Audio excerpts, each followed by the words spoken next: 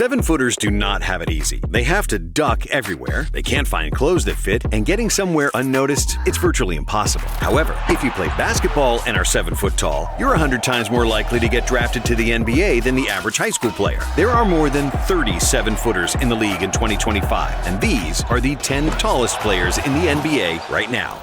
And at number 10, it's Rudy Gobert, who's far from short, but he's the shortest guy on this list. The Stifle Tower was measured at 7 feet and half an inch barefoot at the 2013 NBA Draft Combine, and 7'2" in shoes. Even though he wasn't super skinny like his countryman Victor Wembanyama, Gobert was still fairly thin, weighing 235 pounds, about 25 pounds less than he weighs now. But Gobert set the Draft Combine records for wingspan at 7 feet and 8.5 inches, and also for standing reach at 9 feet and 7 inches. However, those records were later broken in 2018 by Mohamed Bamba and then completely crushed by Taco Fall a year later. Fall was measured at 7'5" without shoes, with an 8'2" wingspan and 10 feet 2.5 inch standing reach, which means he can touch the rim without jumping. And tied at number 10, we have a guy that only hardcore NBA fans will know about. His name is Jay Huff, and he's currently a two-way player for the Memphis Grizzlies. Just like Gobert, Huff is standing at 7 feet and half an inch barefoot and 7'2" in shoes, with a 9'6" standing reach. Due to his size, Huff was a dominating force in the G League, where he won the Defensive Player of the Year in 2023. Huff played just 31 games in the NBA over the last 3 seasons, but he could definitely help the Grizzlies off the bench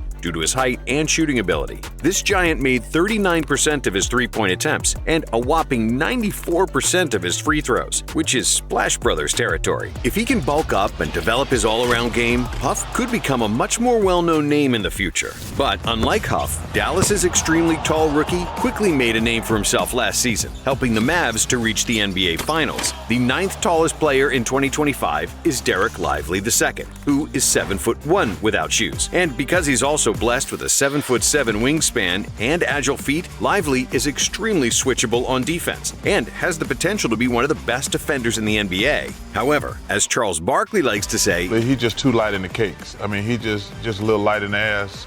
Needs to add more muscle to his frame. Lively was listed at only 230 pounds at the Draft Combine, but when he adds 20 or 30 pounds, the Mavericks will have an extremely dangerous pick-and-roll partner for Luka Doncic. And don't be surprised to see Lively finish many lob dunks in the future. But if Lively needs to add more carbs to this diet, then this next guy needs to double it. At number 8, we have the runner-up for the 2024 Rookie of the Year, Chet Holmgren. Chet is 7'1", and since he weighed just 210 pounds as a rookie, and because of his long, thin extremities, Holmgren looks even taller. The Thunder big man has a 7'6" wingspan and a 9'6" standing reach, which helped him average more than 2 blocks per game in his rookie season. And apart from his excellent defensive instincts, Chet's also a phenomenal shooter, with 53% efficiency from the field and 37% for 3 as a rookie. If he keeps getting stronger and stays healthy, OKC will be extremely dangerous for years to come with Chet as their defensive anchor. And at number 7, we have a player who just won an NBA championship with the Boston Celtics. And even though he's among the tallest players in the league, he's not even the tallest on his team.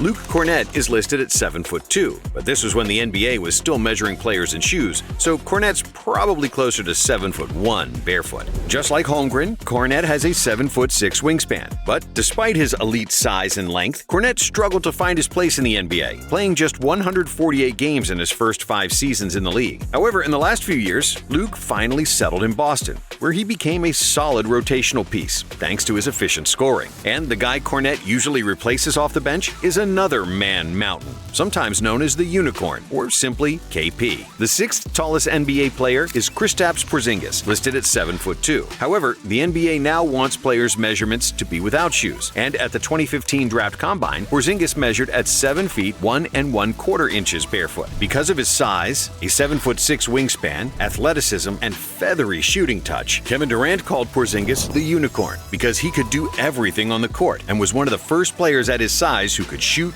dribble, and block shots. That's like, it's a unicorn. The Latvian big man averages close to 20 points per game in his career, and if he wasn't often injured, injured, he'd be a perennial all-star. But sometimes, just being tall isn't enough. And the number 5 player on our list is the prime example. Listed at 7'2", Moses Brown's barefoot height is the same as Porziņģis's, 7 feet 1 1/4 inch. For the 23-24 season, Brown played for the Trailblazers, appearing in 22 games and averaging a modest 9 minutes per game. The Blazers didn't pick up his contract, and Brown is currently a free agent for the 2025 season, and it remains to be seen whether a team will sign him. The Blazers most likely won't, because they just drafted another guy who's even taller than Moses. At number 4 is Donovan Clingan, who's simply a colossal human being. Listed at 7'2" and 280 pounds, Clingan is a 2-time NCAA champion with UConn, where he dominated opponents in the paint, taking advantage of his size on both ends of the court. Because of his height and pterodactyl 7'7" wingspan and excellent defensive IQ, the Blazers selected Clingan with the 7th pick in the 2024 NBA draft, hoping that he'll be their starting center in the future. If Clingan's game translates to the NBA, it means that DeAndre Ayton will probably get traded in the next year or so, even though he just recently became a Blazer after the trade from the Suns. And speaking of the Suns, they have a giant on their roster who's a bit of a mystery, both as a player and in terms of height. On paper, he can do everything: handle the ball, shoot, and block shots, but in reality, it's a bit more hit or miss. He's the 3rd tallest player in the NBA, Bol Bol, the son of the tallest player ever, Manute Bol. And it's immediately obvious that the apple didn't fall far from the tree. Bol inherited the height and the thin frame from his father, but while his dad was listed at 7'7", Bol Bol is slightly shorter, listed at 7'3". However, he might be even shorter than that, because at the 2020 NBA Combine, Bol Bol was measured at 7 feet and 3/4 of an inch without shoes. With shoes, Bol's height was 7 feet 2 1/2 inches at the Combine, which was then rounded up to 7'3". However, at the 2017 USA U19 tryouts, Bol was measured at 7'2" without shoes, which sounds more accurate based on the eye test. But whether he's really 7'2" barefoot will probably remain a mystery, just like Bol's game. If you look at his highlights, you'd think he's an all-star, and yet he averages just 6 points per game in his career. And during the 2024 season, Shaq compared Bol Bol to another freak of nature, who will probably become the best player in the NBA in the near future. Of course, we're talking about Victor Wembanyama. Wemby is listed as 7'4", and in shoes, he's 7'5", making guys like Rudy Gobert or Kevin Durant look small. However, when he's barefoot, which is something you can often see before the games during a stretching routine, Wemby is 7 feet 3 1/2 inches tall. Due to his athleticism, fluid ball handling, shooting touch, basketball IQ, and strong work ethic, Victor will become unstoppable, especially when he adds a bit more muscle to his frame. Wemby weighed just 210 pounds as a rookie and had trouble establishing position against stronger players who were able to push him around. However, at the start of the 24-25 season, the Spurs listed Wembanyama at 235 pounds, and those extra 25 pounds should help him fight other NBA giants in the post. But when he adds another 25 or 30 pounds and gets to 260, that's when the NBA will really be in trouble. How do you say churro